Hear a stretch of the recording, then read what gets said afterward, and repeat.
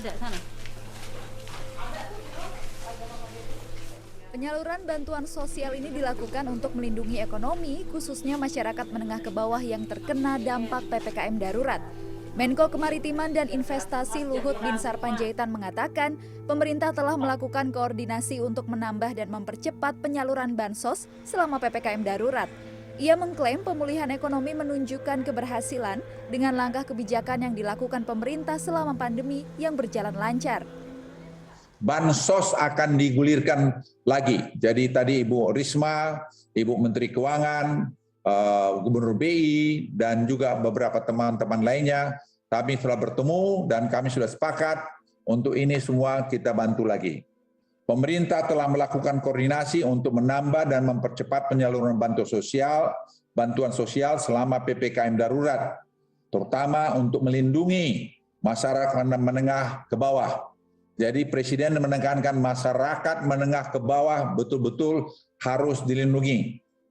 Melalui langkah tersebut, dampak PPKM darurat akan dimitigasi dan recovery ekonomi kita juga dapat pulih lebih cepat dari sebelumnya.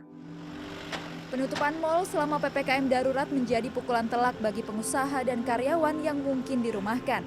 Apalagi pengusaha juga harus menanggung biaya yang tetap dikeluarkan selama penutupan, seperti pajak bumi dan bangunan, listrik, pajak reklame, dan gaji karyawan.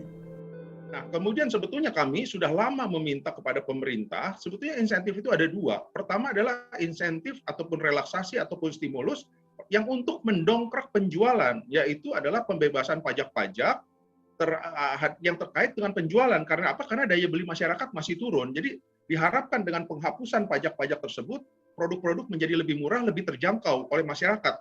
Yaitu adalah pembebasan pajak-pajak sewa, yang terkait dengan sewa dan juga dengan service charge dan sebagainya. Mengharapkan bantuan subsidi dari pemerintah terhadap gaji pekerja. Jadi diharapkan pemerintah bisa membantu sekitar 50% terhadap gaji pekerja. Jadi Wakil Ketua Umum DPP Asosiasi Pengelola Pusat Belanja Indonesia, Alphonsus Wijaya, bahkan menilai penghentian operasi mal kali ini lebih berat, sebab hampir keseluruhan dana cadangan pengusaha telah terkuras habis untuk bertahan pada masa pembatasan sosial tahun lalu. Kondisi ini membuat pengusaha mal tak memiliki banyak pilihan selain merumahkan karyawan. Tim Liputan CNN Indonesia.